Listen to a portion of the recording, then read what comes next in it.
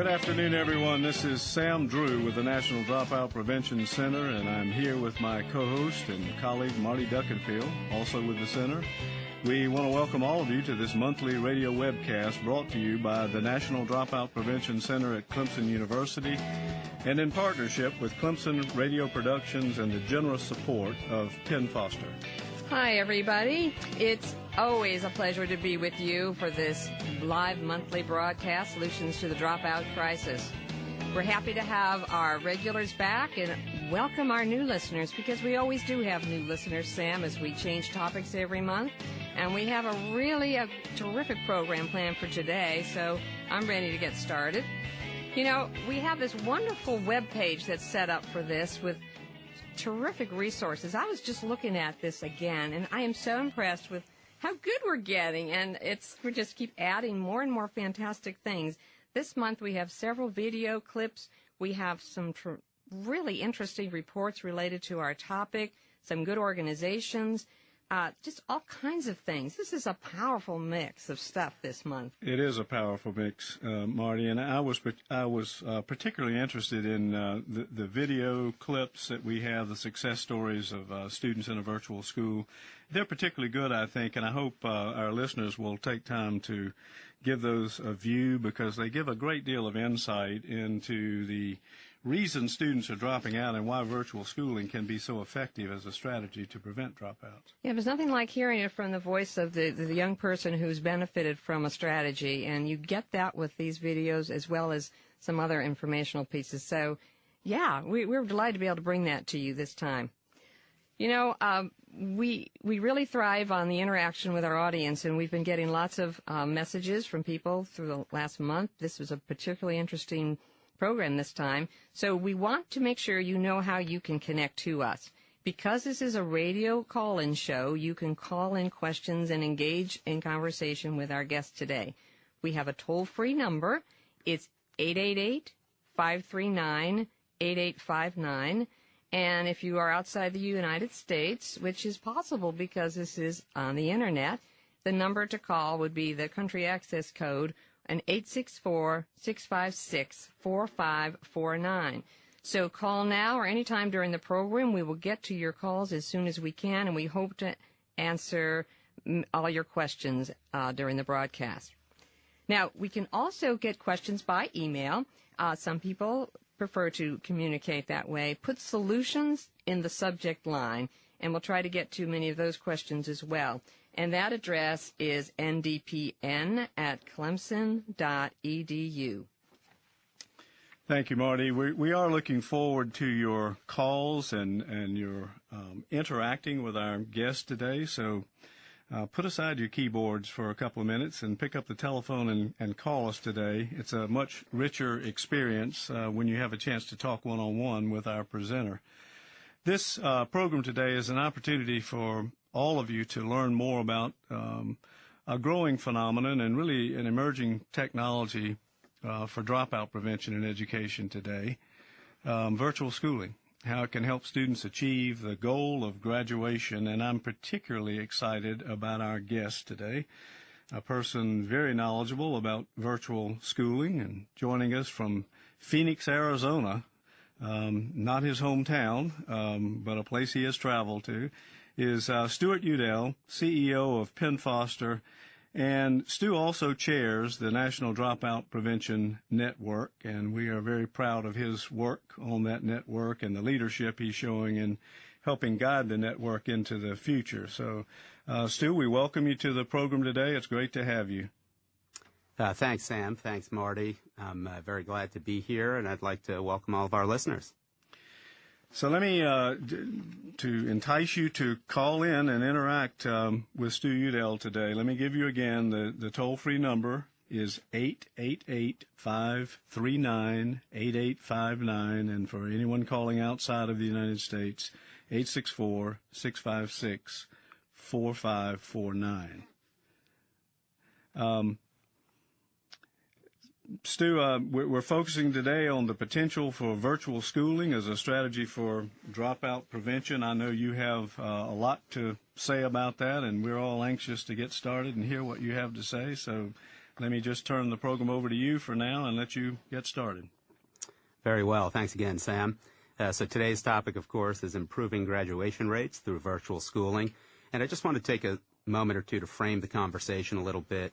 One of the resources that Marty alluded to that's linked is a slide presentation that's being used as the basis for this conversation.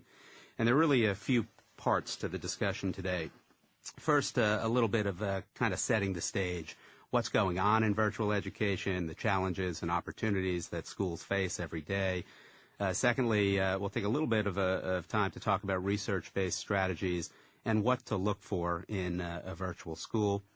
We're going to take a tour through a case study of a successful school partnership or a virtual schooling partnership model. And lastly, we'll talk a little bit about how to get started. We'll also have a chance to take some questions along the way after each of the four sections. So real quickly, I am Chief Executive Officer of Penn Foster, in a nutshell, one of the oldest and largest distance education institutions in the world. We were founded in 1890 and currently have over 200,000 virtual students in Penn Foster High School, in Penn Foster Career School, and in Penn Foster College, our three accredited schools.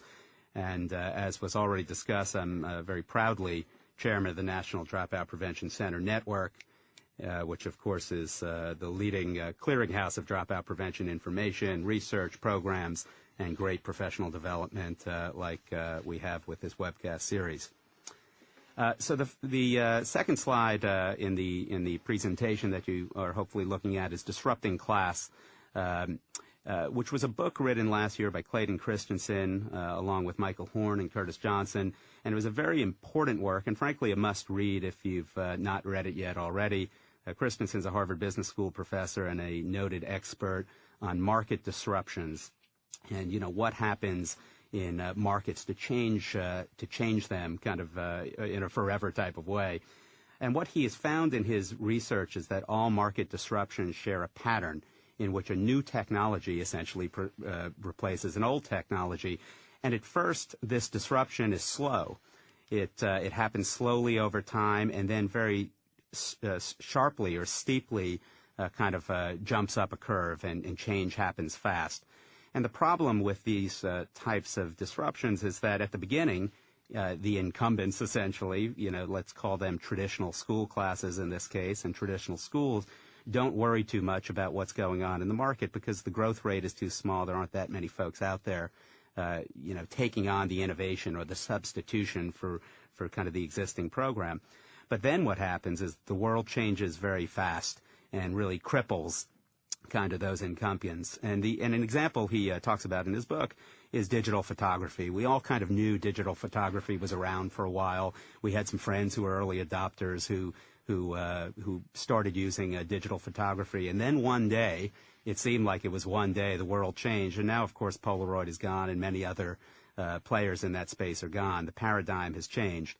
So when we apply that type of disruptive market essentially to schools and school courses, particularly high schools in this case, based on mathematical modeling, Christensen tries to predict what will happen based on what's happened in other segments across other markets across the world and industries.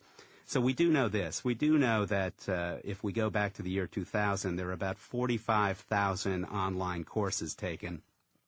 And fast forwarding 7 years later to 2007, over 1 million courses were taken online virtually by students, about 70% of those at the high school level. Armed with this data and with his statistical modeling, Christensen projects that up to 50% of high school courses will be taken online by the year 2019. So within a decade, this projection is 50% of high school courses are online. Now, you know, maybe it's really 10%, maybe it's 20. We'll see, you know, how the world plays out. But what if he's only part right? You know, what does that mean for our American high schools or our international high schools? And what if students leave the system to take these virtual courses? You know, we clearly can be in a very different place. So I just want to talk a little bit more on the next slide about some of the enablers of this disruption and kind of what's causing it. First, computer-based learning will keep improving. It already has in terms of richness and interactivity, and that's primarily because students demand it. They're kind of pulling us through as they use rich technology in all other aspects of their life. Secondly, individualization and customization will allow for really student-centric or student-directed learning. And this individualization allows for access. You know, students can take that Mandarin course or that AP program or a credit recovery program that may not have been available otherwise. And individualization and customization can also allow for learning styles through different mediums such as video or audio or text and collaboration and even individualized help from teachers, certified teachers as needed. Thirdly, Christensen and Disrupting Class talk about the graying of the baby boomers, which will lead to teacher shortages. It's anticipated that over the next 5 years or so, call it 5 to 10 years, more than 500,000 teachers will leave the system. And not surprisingly, it's not a directly connected data point, but the U.S. Census suggests that we'll need about 600,000 new online teachers in the next decade at both the secondary and post-secondary level. And fourthly, Christensen talks about delivery costs will fall as usage scales, and that's true in any market, as we all have the opportunity to spread technology costs and curriculum development costs over thousands, if not millions of students. The cost of delivering virtual programs comes down. So next I want to take a... Yes. I think, Stu, if I can interrupt you just for a moment, your analogy of the digital cameras really is proof of delivery costs falling as usage scales. Those first digital cameras were really out of sight for most people. But if you look at the cost now, you can see what economy of scale does. That's a terrific point. I appreciate that, Sam. And some more supporting data from the Sloan Consortium. It's an annual survey of K-12 online learning. This is based on 2008 data. They found a number of things. First, that 75% of responding school districts in this study already offer online learning or blended learning. Secondly, 66% of online enrollment expect online enrollments to grow, and I'm not quite sure who the other 34% are, but most of us certainly expect that this phenomena is something that will truly yield disruption in the way we do things. We also know that last year online enrollments grew by 47% to over 1 million students, 1,030,000 students or courses. So growth is accelerating. We are potentially moving up kind of that S-curve in growth. Online learning is already meeting a wide range of needs from credit recovery to AP. And, advanced placement is really where a lot of this started because it allowed high schools to provide students with programs that were otherwise unavailable. But, of course, now virtual schooling is not just being used for AP, but for credit recovery, remediation, core academic programming, career courses, and certainly dropout prevention and dropout recovery. We also know that districts typically depend on multiple online learning providers, which is a good thing. I think they certainly should. Students will tell us what works, and frankly, the data and the outcomes will tell us what works best. And lastly, the Sloan survey found that online learning is a real lifeline for rural districts for fairly obvious reasons, particularly with requirements concerning teacher certification and finding highly qualified instructors in places that are just a little bit hard to get to. We just did a report that we're working on at the moment based on some work in a southeastern country. State, a very rural state, which does point out that one of the major issues that they are confronting and is challenged to them is finding qualified teachers and for the broad range of courses that students in the 21st century need to have, and that this obviously is a lifeline for them. I'm sure we have listeners who would certainly agree. So the next slide, it's the fifth slide, are the types of virtual schools that are out there. And this information I took from a document called Keeping Pace with K-12 Online Learning, which is attached as a web link that was funded and brought to you by a number of different organizations. And they broadly categorize virtual schools into 4 categories. First, state-led virtual schools. Now, 34 states at last count offer some form of state-led program or initiative. Some prominent examples would be Florida and Michigan and Kentucky, who've kind of been at this a little bit longer than some of the others, but many are up and running now. And the state-led virtual schools are usually funded through state appropriations in often in a limited amount. So it's a program for 10 or 15 or $50 million, whatever the number is that are available for schools to access. Secondly, we have a number of states, call it north of 20 states, that have full-time multi-district schools, which are sometimes called cyber schools, online charter schools, state public virtual schools. They have different names depending on where you go, but most often as charter schools authorized by individual districts. Now, the funding with these types of programs usually follows the student as full FTE or ADA, once again, depending on what we call it in individual states, and frankly, leads to some competition across districts for students in states that have several of these programs up and running. Thirdly, there are single district programs, which typically serve students who reside within the specific school district, and usually the funding for these programs comes through kind of commingled district FTEs. So the district's getting money for students, not necessarily virtual dollars, and they're commingling those dollars and using them for virtual programs. And, frankly, I think with these types of programs, you really have to be a very large district to make it work because it's a very significant investment in terms of technology and curriculum and course development and such. But some notable examples would be Clark County, Nevada, and Broward Virtual School in Florida. But there are certainly many others. And lastly, there are some consortiums that are funded through either through state appropriations or FTE, like the Virtual High School Global Consortium.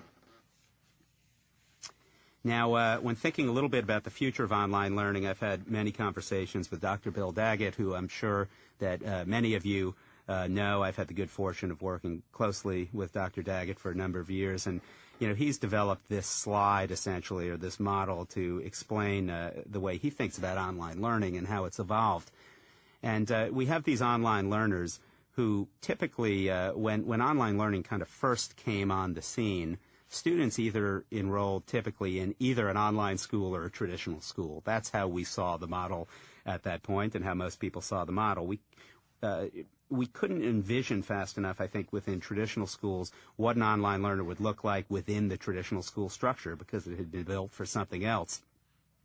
So, Bill feels that schools have been, very tied to existing structures and systems, sometimes to their own detriment, but, we have an opportunity here because this is still an evolving world to really take control of this. And the way he thinks we need to, as a next step, is to see online courses and traditional ones offered both within the individual school environment, perhaps separately, but within the traditional structure.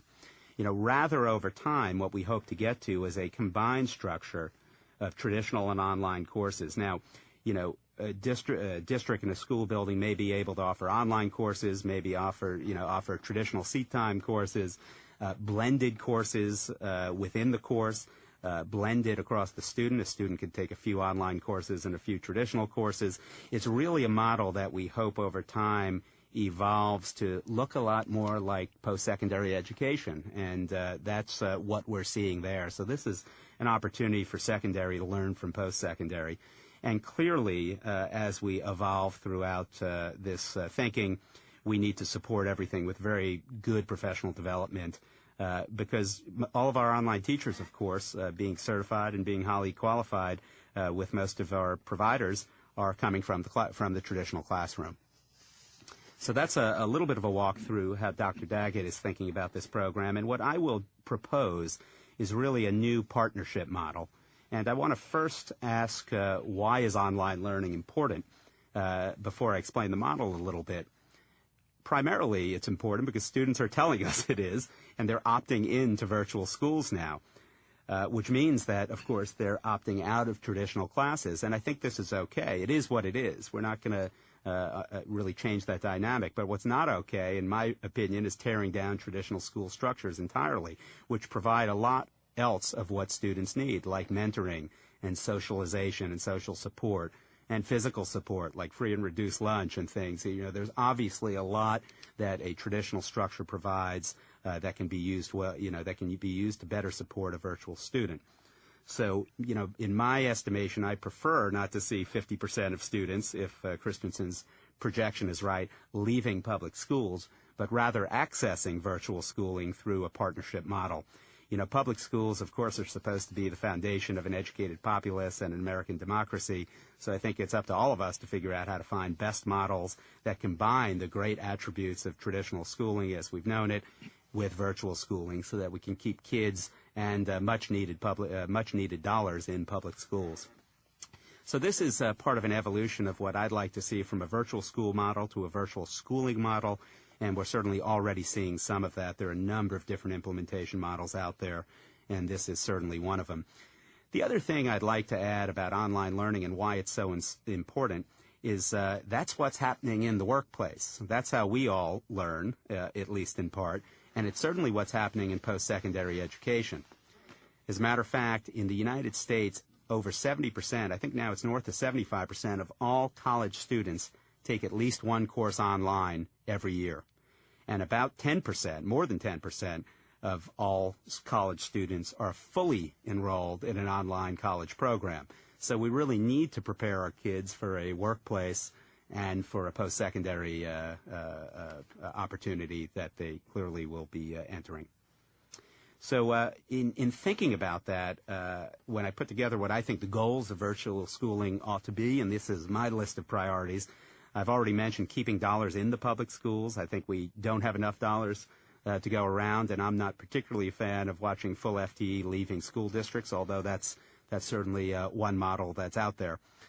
Secondly, virtual schools need to meet individual learners' needs. There's certainly a great opportunity there for customization and individualization to do that. We need to engage students in the learning process. Our jobs, frankly, are all much harder now in the world in which we live, where we compete with the Wii and Facebook and texting and all the other stuff that, of course, is going on in our students' world. We need to keep students in school and help them graduate. Of course, that's the name of the game, and that's why we're here talking about this today. I should mention that I see virtual schooling as, one element in what needs to be a very systemic approach to our dropout prevention issue and our graduation issue.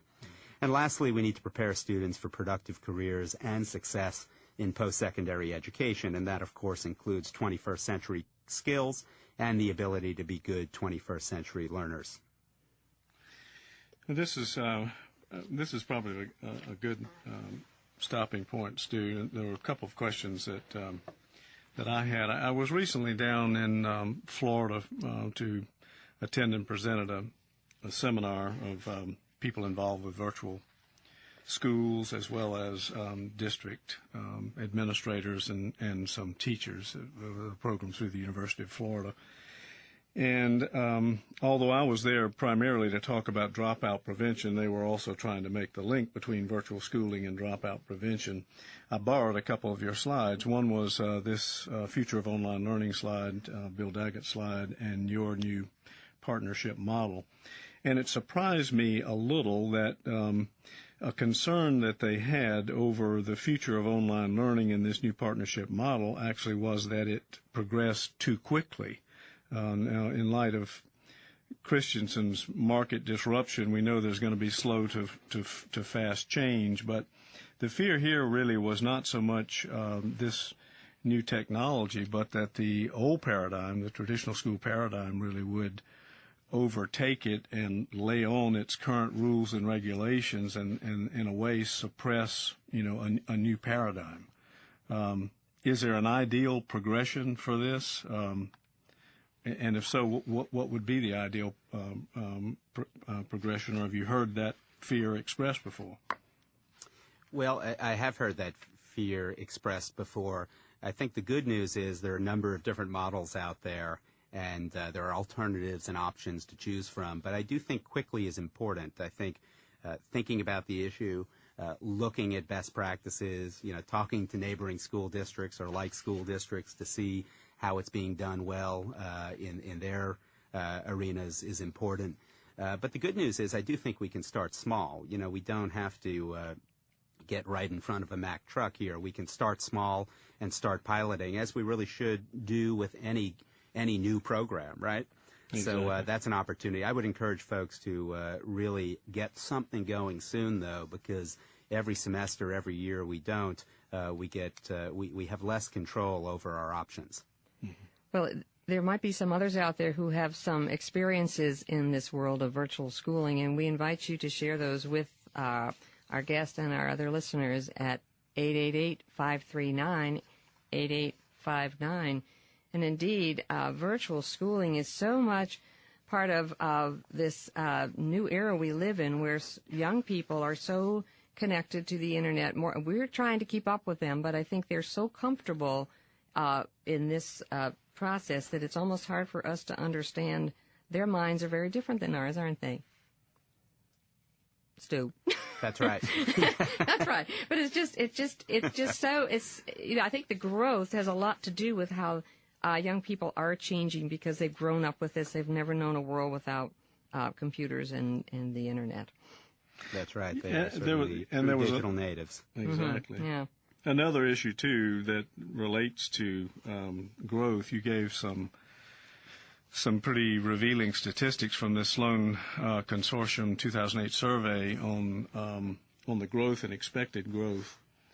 But also, as you look at that survey, juxtaposed with that really seemed to be far less faculty acceptance currently, of the legitimacy of online learning, and I think 25% really accept it as a valuable, as valuable as face-to-face contact. And there seemed to me a discrepancy there, and I wondered what you thought about what needs to be done really to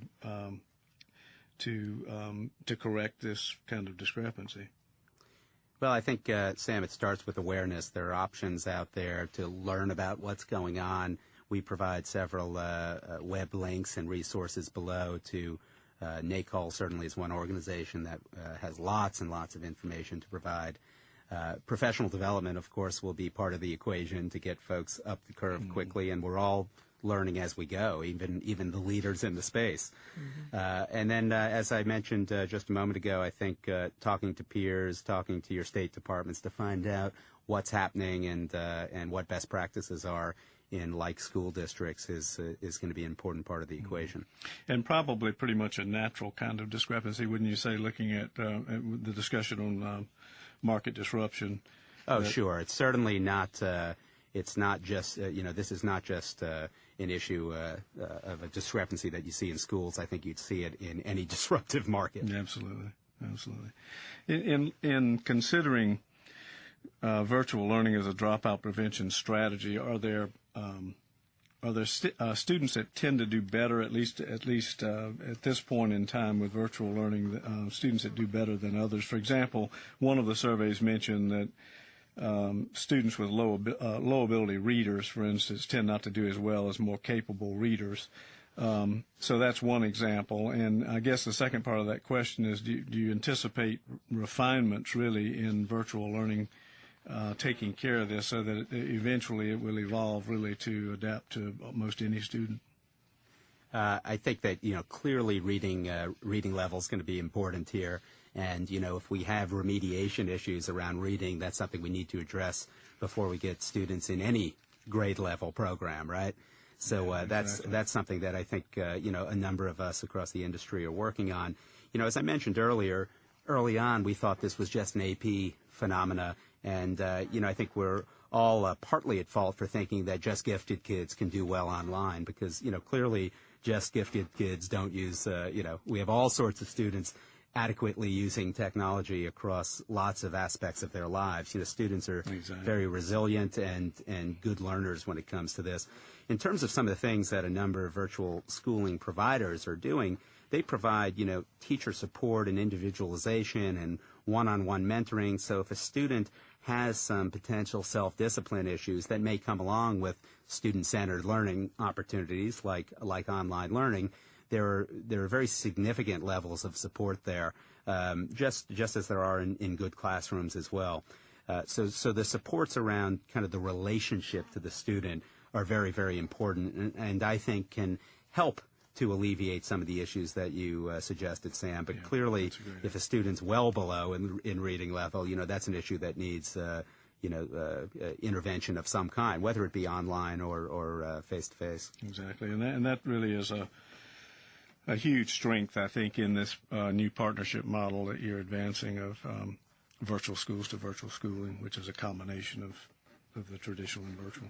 Well, I think that topic sort of pushes us to the next section, Stu, which is talking about the strategies from the National Dropout Prevention Center Network and other things that are associated with online virtual Terrific. schooling. Well, I know many of our listeners are already familiar with some or all of our research-based strategies that have come from the decades of work by the National Dropout Prevention Center.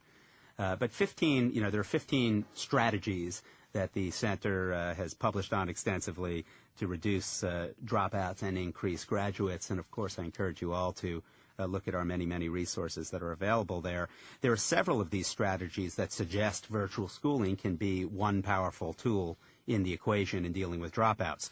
First, if we look at alternative education, we know, and this is a quote that I often repeat from Dr. Bill Daggett, but we know that you can't take a kid who's dropped out and put him back into the same classroom, the same methodology, the same learning methodology that that did not work the first time. That's often a very difficult equation with low success. So we need new forms and delivery channels, and there have been many, many options around alternative education. Virtual alternative education has now, of course, emerged as an option.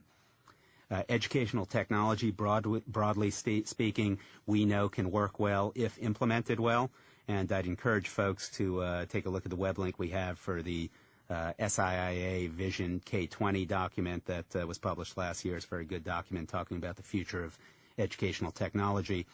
Career and technical education, certainly in today's economy, it's all about skills, jobs, and, making a living and surviving right now. So career and tech ed can, of course, be the very direct path that many students need and are looking for, and, the path that really helps make their education very relevant and very tangible. We know that mentoring, clearly can work well for these students, and in my mind is kind of the most critical of strategies. I think every student, particularly every at-risk student, must have at least one meaningful adult connection, whether it's a teacher, an administrator, a coach, or a counselor, or someone else. And they may not, of course, be getting that at home. And with virtual schooling, I'm not suggesting it's a full replacement, but it could be, a virtual school mentor. We have, some great success stories across the providers in the space of really developing very powerful individualized relationships to support the relationships that are already being built on the campuses across the country. That's a great point, and because that particular strategy of mentoring and meaningful adult relationships is probably one that most people would not equate with virtual learning, which they consider to be faceless, and yet we have many, many examples of not only what you've cited, but also very good virtual mentoring programs, and also I think the videos that you've provided, and you're going to cover later in the broadcast, talk about the importance of relationships really to this whole process. I think that's the thing that struck me the most. We always think of technology, having these young people go into a room somewhere and not communicating with anybody, and yet the thing that struck me so much about those short video clips that you have is how much an adult interacted with a student, so much more so than in a typical classroom, in a one-on-one basis, and how powerful that was in turning their lives around. So that was the biggest surprise for me. I always learned something new from these broadcasts, and that was the biggie this time for me, Stu. Well, that's great. I mean, frankly, I was fairly surprised that mentoring was as important in this whole equation when we started, and it clearly has been the case. And we do have the same issues that folks have in traditional classrooms as well. Just because we mentor well with one or a bunch of students doesn't mean we do it as well as we can with entire groups of students. So, this is a process that we're all working to improve, certainly, but we clearly have success stories that we've heard from students. Active learning clearly is also important, whether it's cooperative learning or project-based learning, and I think good online programs and virtual schools have really begun to embrace this in their kind of state-of-the-art online learning offerings. And we've already touched on individualized instruction a number of times, but that can happen well both in the classroom and online, and should.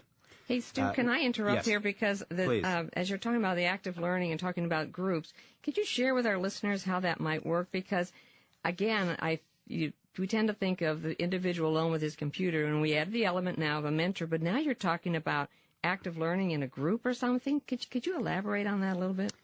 Well, I think if you look at new technologies, all the 2.0 stuff and what's going on with social networking, and, we're learning from what's happening in real live networks kind of outside the system. So we're all trying to, really bring good active learning opportunities through social networking technologies into the classroom. And, just because we're remote doesn't mean that students can't peer-to-peer tutor. Just because we're remote doesn't mean that students can't learn or do project-based learning in groups. There are a number of ways that we can address these issues. And I think that as an industry, we're early on, but there are certainly many good success stories out there. Right. Hey, Stu, we have a caller, so let's take it now.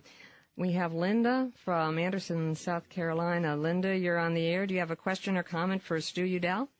Yes, I do. Hello, Stu. Hey, Linda, how are you? I'm fine. I'm glad to hear you. This has been very informative. I was wondering if you could address something about how you go about providing staff development training for a more traditional teacher who realizes that they must change now and maybe move to the virtual world. How does that teacher bridge that gap? Well, there's professional development, I think, in a couple areas that's important. First of all, technology can feel like the big inhibitor here. So, certainly in the virtual schooling environment, we provide lots of training on how to best use the technology, and that's frankly, the easy part. Good teaching, if it's already part of what this teacher does, then is something that we work on separately on how to kind of put that into a virtual environment. Once again, getting back to NACOL and all the online all the resources they afford online. They've got documents and on best practices on how to integrate online professional development into the online learning experience, and most providers follow their guidelines pretty closely. Okay, well, thank you so much. Well, thank you for calling. Linda. Thank you for calling in. Yes, Stu. One other research-based strategy that's not on the slide that I do want to address from the National Dropout Prevention Center are safe learning environments. And we don't often equate virtual environments with safe learning, but they are certainly physically safe in a lot of cases with everything going on in some tough environments. They can provide emotional safety and, really allow students to gain independence and competency in a different type of way. Yeah, and that even gets into the area of protective factors, Stu, which people don't often equate either with virtual learning, I think, and you just mentioned a couple of those, and those are the factors really that combat risk factors. So it really is both sides of the coin. Very good. So let's transition into how to choose a virtual school partner, and these are some points from my point of view that I think are important. But we'll also take a look at some experts' point of view as well. But certainly accreditation and licensure is very, very important. Is the virtual school partner accredited and licensed? Are they regionally accredited and or nationally accredited? Are they more than just a software solution? And in some cases, can they issue diplomas, which may or may not be important to partnering school districts? Are teachers certified and expert and highly qualified? Is clearly very important, and we have as an industry, essentially as virtual school providers, really worked hard on making sure we find the best teachers to bring to these online environments, because there are new challenges that we face, as Sam suggested with his question. Curriculum breadth and state alignment are obviously quite important. Very often our virtual offerings, get to subject matters that aren't as readily accessible to students in their traditional environments. And clearly, we need to have all of our offerings. You need to have all of any offerings that students use aligned to your specific state needs. We need rich and engaging student interfaces and experiences. We are competing, of course, with technology that students use in their everyday lives. So we need to make this as rich and engaging as possible, but also provide easy access to information and high usability. We need to provide strong communication between stakeholders. So, who are the stakeholders in a virtual school environment? Certainly the student, the on-ground teachers, the administrators, but also parents and any district or school building coordinators who are helping put together a virtual school program. And we need to make sure all those links are in place. We, of course, want either no or very low technology support requirements, so low bandwidth requirements, 24/7 technical support, on-site support if necessary, which is typically not, but can be occasionally an issue. Ample professional development, which we've touched on a bit already, but not only in the technology, but also in how to run an effective virtual school and or blended learning program. And lastly, the issue of cost effectiveness. Again, I think there are many good solutions out there, and there are many good price points out there, and we need to figure out how to best use our limited dollars. Mm-hmm. And when you're talking here about choosing a virtual schooling partner, are there many districts that are attempting to set up virtual schools on their own? Would that have to be a fairly large district? What would be the drawbacks of that?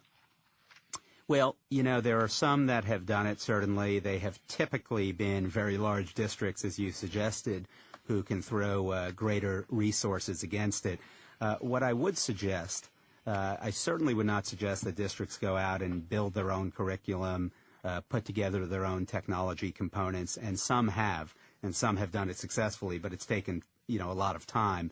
There are many good partnering opportunities here for districts to really feel like they're controlling and running their own virtual school program, although they may be accessing curriculum, technology, and teachers through a virtual schooling partner. Sure.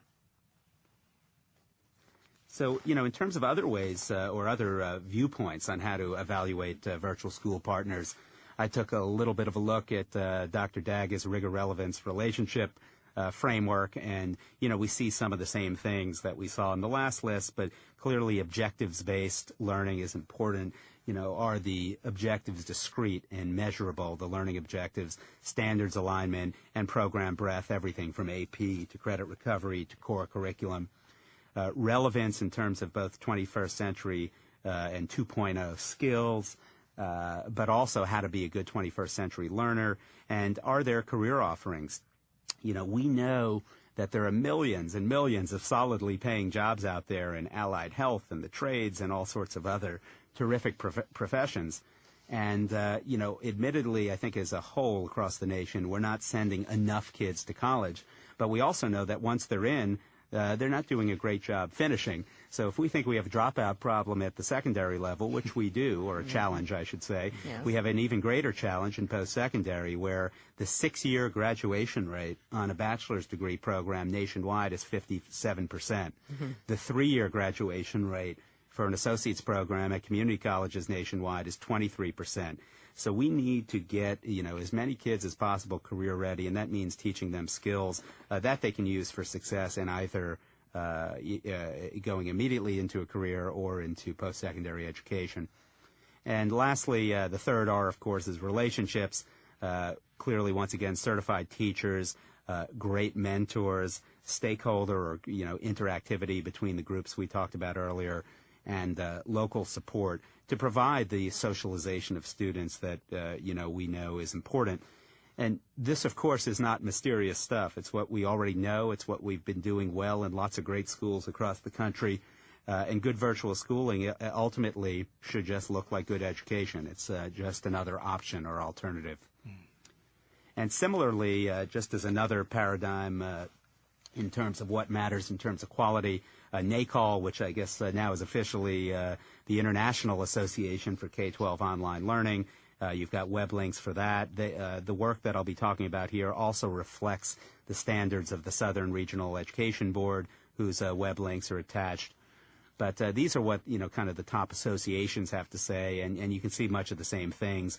The document that's referenced here offers rubrics for scoring across these 6 categories and areas, each which have many, many subcategories. So first, in terms of content, alignment of the content and assessments, are there sufficient learning resources?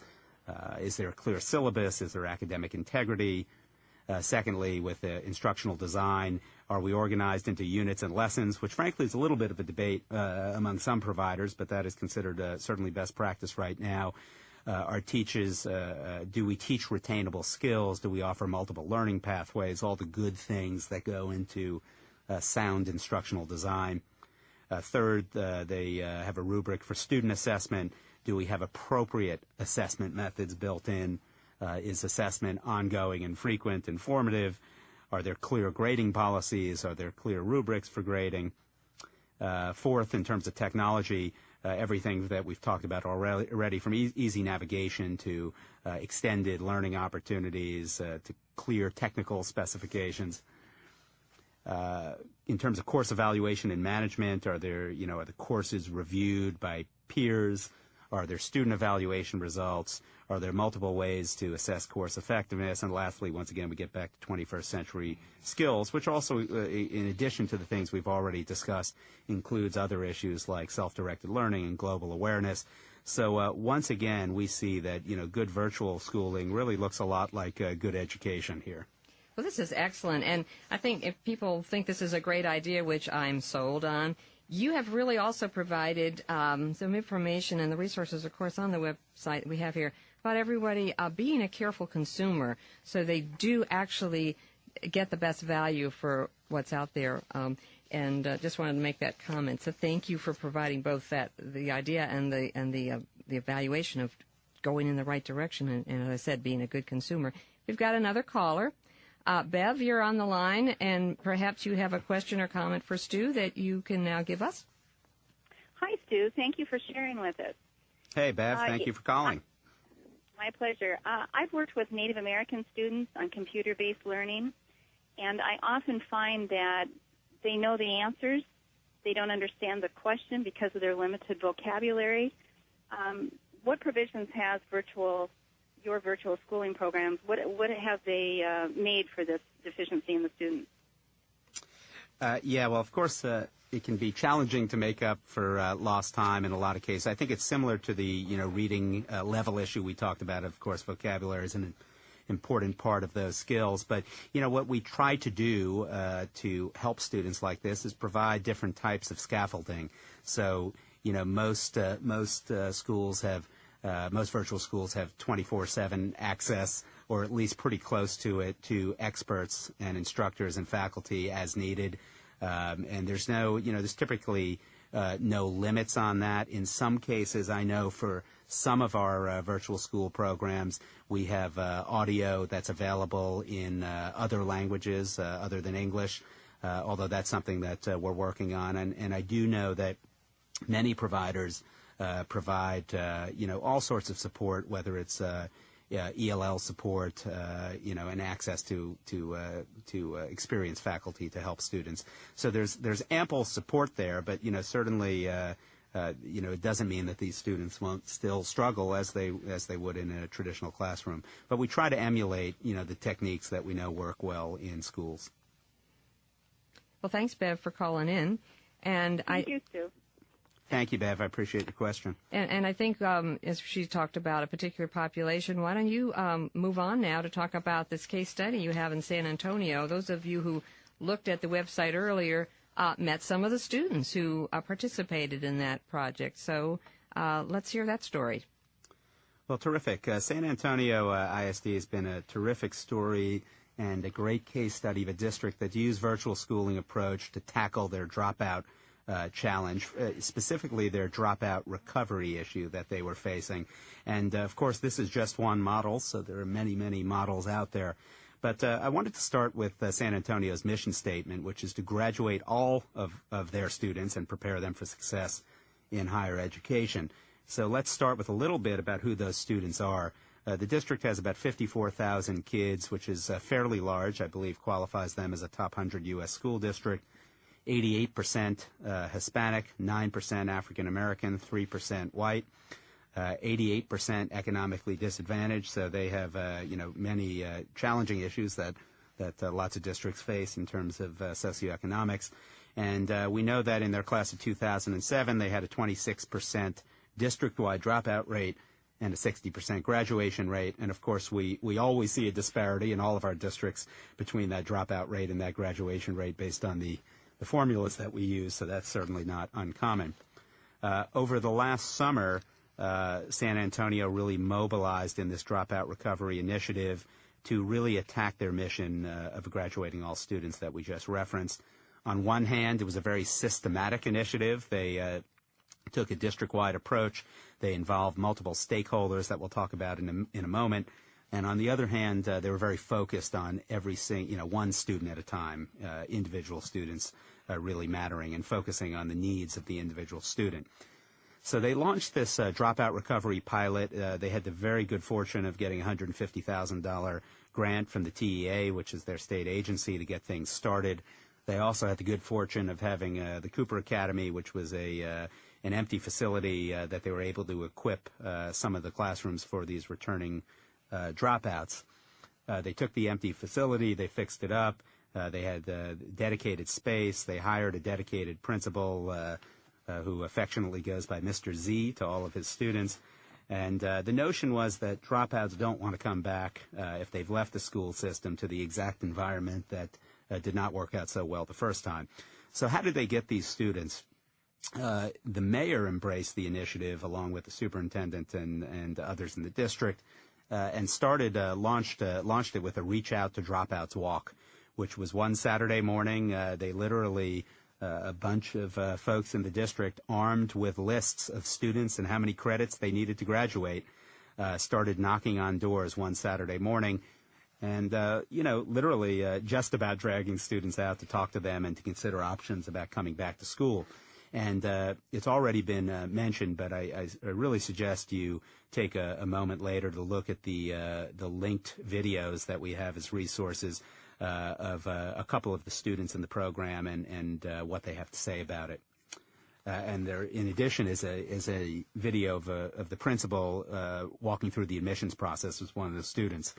The district also had a very unified support from the administration and from the board, and I certainly would want to compliment Superintendent Duran and Deputy Superintendent Burks, who are very, very passionate about making sure that they help every single kid who wants to have the opportunity. So they were able to go out and grab about 39 students who wanted to return to school, some of whom had been out of school for 5, 6, 7, 8 years in some cases. And if you take a look at the attached top 10 reasons for why these students dropped out in the first place, I don't think you'll see anything you haven't seen before. No, those are very familiar. Yeah. Too familiar, I'm afraid, yeah. So we know that what we did notice, Sam and Marty, is that these were really good kids who realized that they'd either made mistakes, whether it was their own fault or not in the past, for dropping out. They knew what they needed, and frankly, they were very self-actualized about what they needed to do to kind of get to the next level. But certainly no one cares about me, and in some cases, as in the second comment, I was a knucklehead. Administrator showed me the door. Now, I doubt that actually happened, although certainly it's perception that all that really matters. These kids did not feel loved or embraced by their district. I got pregnant, or I got someone pregnant. I was bored, which, of course, we saw in the Gates study a few years ago was kind of the number one reason why kids drop out of school.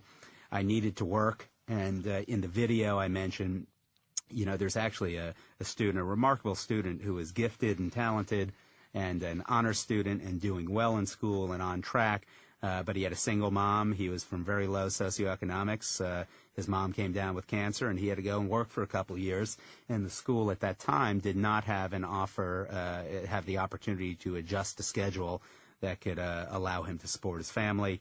Once football ended, I was done with school. I didn't fit in. The teacher didn't care about me, so I didn't care. And lastly, other students were picking on me, and we, of course, know that bullying's a very real issue in some of our schools. Just a quick question, Stu, if I may break Please. in. And that is, are most virtual schools currently being used for dropout recovery? And I guess another question there is the model being developed primarily with this group of students and then being moved toward the partnership model that you presented, or is it a different mix than that? Well, I think virtual schools in districts or virtual schooling programs start in a lot of different ways. And clearly, dropout prevention or recovery is on the mind of many superintendents and administrators out there.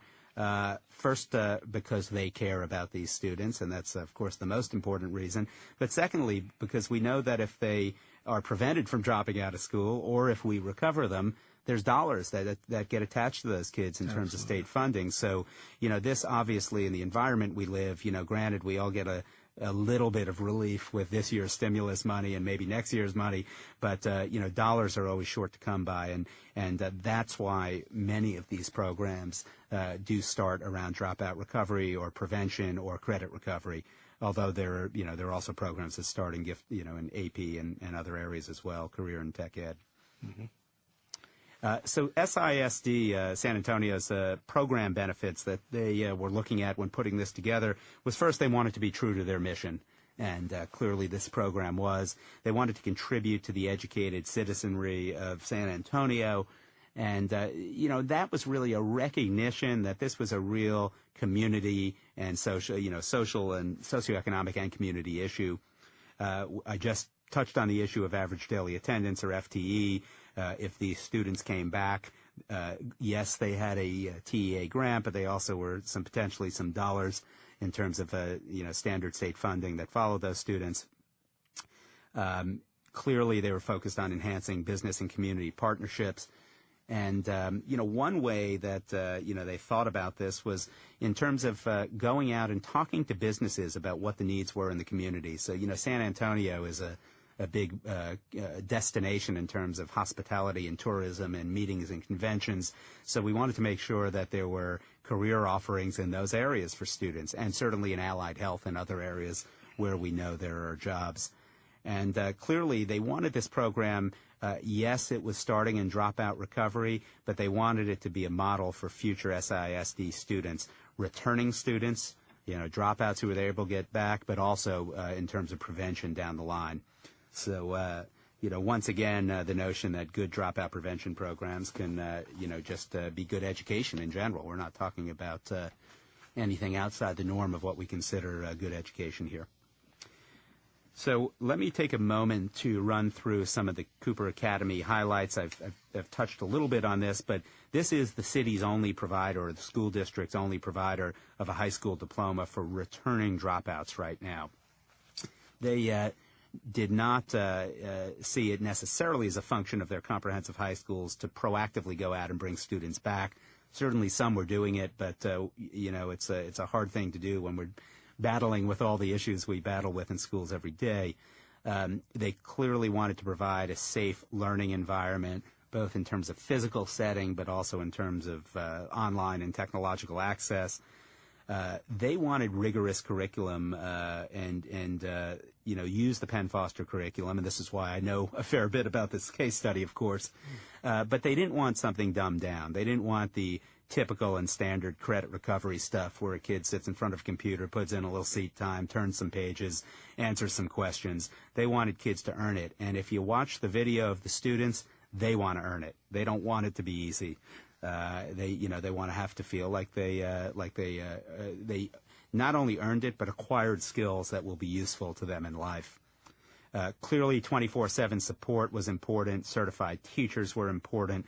And they have some extended hours in the Cooper Academy facility, and it's the whole model is asynchronous in terms of curriculum and programming. They wanted students to have access to a wide range of career options, as I spoke about with hospitality and healthcare and such. And clearly the development of supported relationships with Cooper Academy as students was important to them. We provide some of that through online mentoring and such, and through individual relationships with our faculty. But they do an absolutely great job of providing that locally within the traditional school environment that they've created. So they've really done just a fabulous job. Stu, as a point of clarification, are all the students at Cooper Academy part of this project, or are there other students there doing a different alternative program? Yeah, I believe all the students in Cooper Academy are part of this project, although they may have some other use for the building as well. I can't answer that specifically. Okay. Or with certainty, at least. Mm-hmm. They were very thoughtful up front about what the performance indicators were going to be. Marty, did you have another question? No. Oh, sorry. Thought I heard you interjecting. San Antonio, they felt it was important to measure success in a number of ways. And frankly, that's best practice in terms of what we see coming from the associations out there that have something to say about online learning. But they were looking at benchmarks such as credit completion, grade level completion. They intended to look at tax pass rate, which is their state test, their exit test, and dual credit completion in some cases, where kids earning at least some credits towards post-secondary degrees or diplomas. The number of dropouts certainly was very important who went on to earn high school diplomas. That was ultimately what we were, I think, the most important measure. But also of those dropouts who became college ready in addition to getting their high school diploma. So the first semester results were in. The program really got up and running in earnest in September, October. So of the 39 students who came back, some are certainly more active than others. Many work. Many drop in for, as much time as they can during a day, but not necessarily a full-time day. And those students combined through the first few months of the program earned 66 credits. 7 graduated, including the picture in the presentation of Eric, who was our first graduate, who you can also see on one of the videos. And he's an incredible story in that he was 1/2 of a credit short of graduating 7 years ago, and at the age of 25 came back. So, he got through the program quickly. Others have had many more credits to earn than he did. But I do believe we're now up to 9 or 10 graduates as we're partway into the second semester. So, not big numbers. It was a small pilot. We hope to have many more graduates by the end of the year. But when you're talking about these students' lives and their impact on their personal lives, their ability to earn a living, and their contribution to the San Antonio community, this is worth a lot, even with 7, 8, 9, 10 graduates. So I think starting small can be a great way to start. And often when you start small, you learn some lessons. And have there been some things that you have learned so far from this pilot? Sure. I think we collectively are, more careful with the transcript evaluation process, making sure we get the right kids into the right programs. Obviously, we have to meet state requirements in terms of core academic programs. But with electives, we're really trying to do a good job of getting to know these kids and, what they intend to do, really marrying up their long-term goals with short-term opportunities to explore coursework in those areas. But there are many learnings along the way, and we'll certainly do a significant post-mortem to make sure that this program runs even better next year. Don't say post-mortem. I will have to. Yeah, wrong use of words. Thank you, Marty. Wrong word. Can we edit that in the archive? I think we might have to try. Unless you can think of a new word, we can insert that later. Okay. Terrific. So let me just, we have really one slide left, and I believe we certainly can take some more questions, but a little bit on how to get started. And this you could have certainly already inferred from different portions of the conversation we're having today. But, I really want to emphasize that I think you can learn a lot. I certainly have through the resource links that are provided to this webcast.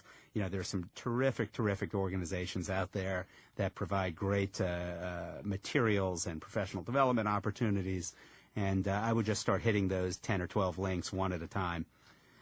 Secondly, I think you need to decide scale. It's as I've said a few times already, it's okay to start small, like San Antonio did, and it's also okay to start big, but it obviously takes more planning, and there are different types of risks. But when I think it comes down to helping these students one at a time is a pretty important concept. And if you can choose a group and prove out a model, I think that's important. And, of course, that is the next step, to choose an implementation model. Are you going to, as a district, are you going to fully outsource it? Do you not mind giving up more dollars to do that? Or is there a way to embrace it within a school district? Do you have the opportunity to assign a coordinator to work closely with a virtual schooling partner? Clearly up front, we want to define objectives with clarity. Is it a dropout prevention or recovery program, an AP program, a career and tech ed program, a core academic program, all of those things? And what are we trying to accomplish in terms of measurement? Dropping down, I guess, to my last bullet point a little bit, there are multiple measures, as we saw in San Antonio, to evaluate whether these programs work and how to make sure that we have good data so that we can improve them, in following years. And there's also resources available from NACOL as well in terms of how to measure and evaluate a program. The federal government, as per one of the links that you have, has also put together materials on how to best evaluate programs and virtual school partners as well. But clearly, lastly, I'd say roles and responsibilities. When working with a partner, really planning well up front and understanding among the various stakeholders what the roles and responsibilities are very important. So with that, I'd like to thank everyone for their attention and participation. I'd certainly be happy to field any additional questions now. And on the last slide, my email information is available if you want to establish a direct dialogue. Well, you've certainly given us a lot of food for thought, Stu. It would take an entire day, really, to cover this topic the way it should be covered. But you've given us a good start in terms of defining what it is and the future for it and why we should be embracing it and why it's an important strategy for dropout prevention. And also, and I think important, some examples of where and how it's working. So we thank you for that. And boy, this hour has flown by. In fact, we're over the hour. We're already. over. Gosh, it was a good one today, wasn't it? It was. And engaging students through virtual schooling is really becoming an important component for successful dropout prevention.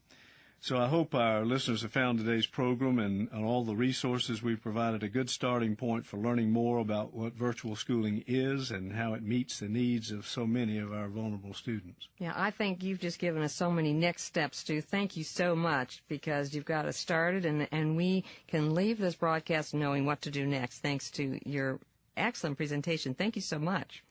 Well, you're welcome, and Marty and Sam, thank you for all the great work you do to help our nation's kids. Oh, thank you. Well, we want to remind our listeners that this radio webcast, like all of our monthly programs, will be archived on our website, so you can go back and listen again. And I know you'll want to recommend this one to your friends and colleagues to hear, and use this archive program for some professional development or introduction of virtual schooling to your faculty or community group. So why don't we remind our listeners also about next month? And it's interesting that we're in the computer world right now, and we've been talking today about the positive sides of computer technology and education. Well, there are some serious issues out there in computer education as well, and computer use and the Internet use. And our guest next month, on Tuesday, April 14th at 3:30, will be Doris Settles. And Sam, one of the most popular archive programs, I don't know if we're popular, but the one that has generated the most interest so far is bullying prevention. This is obviously a huge issue out there. And cyberbullying now is taking that to a whole new level. And what is it and how do we deal with it? That's going to be our focus next month, looking at some of the negative aspects, as it were, and how we deal with them in this world of Internet technology. So we hope you'll join us next month. But do listen to this one again on our website. It's going to be ready in the next couple of hours to download on your iPod or your MP3 player. And as I remind everybody, you can subscribe to Solutions to the Dropout Crisis on iTunes, one of my favorite subscriptions, and I subscribe and hope you do too to get every month's program. Well, thanks to all of you for listening and participating, and I want you to remember that we know why students are dropping out of school, and with research-based solutions, we can assure that all our students graduate. Join us next month for more Solutions to the Dropout Crisis.